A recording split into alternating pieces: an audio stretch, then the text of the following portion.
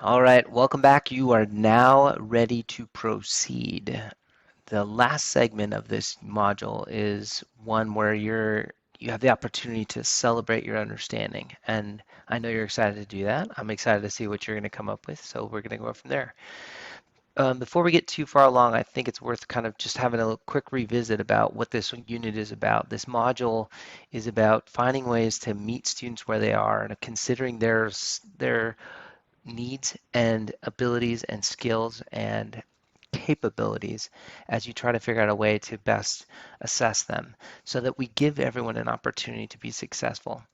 To to start with, you've already done the pre-writing activities, you've shared out your thoughts, you've read an article, shared out your thoughts, and now you're ready to apply your learnings to a new scenario. Before we get into it, though, I want to quickly walk you back through some things that we've shared with you earlier that should be context for you as you try to understand what's the best way to move forward.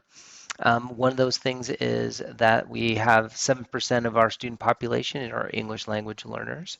And as we consider also that we have a significant portion of students who have IEPs and 504s. We've read two articles about that. I don't want to lose sight of the one you saw in the read in the previous section on modality, and also the one we've just currently read as one of our three in this particular module. In addition, you read from Zaretta Hammond about culture responsive strategies for assessment, and that you can also incorporate those into part of what your assessment will look like today. In addition, let's not also remember that the classroom has high growth learners who are capable and ready for additional challenge and are also part of those students on your caseload. The big picture here on assessment I don't want to lose sight of is that we've got learning objectives and activities, and we got assessments that are all part of this cycle that we want to continue to not lose sight of. By making assessment that integral part of it, we do what we really need to do to make sure that it's all about student learning and what students are capable of. Additionally, I think it's worth pointing out that the article you read today also mentioned that because students differ in the ways that they navigate these learning environments and express what they know, we need to make sure that we widen the options for them so that they have a great shot at showing off what they can do. And that's the part that's really exciting. When you find an assessment that students really can rock, regardless of what they bring to the classroom, then you've really come up with something great. To get you here, to get you ready for this, you have to consider the three articles. You've already shared them out.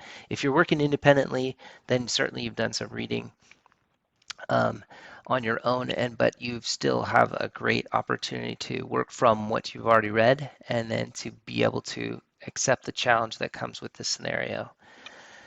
So the next part is this scenario.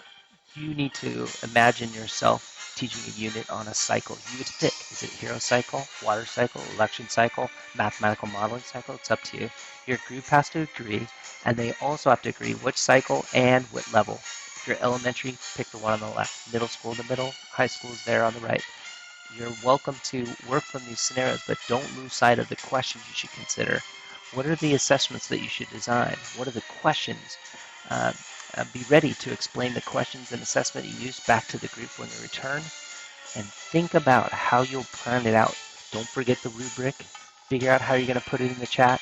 I am so excited to see how you'll fare, and here's how you'll be evaluated. Good luck.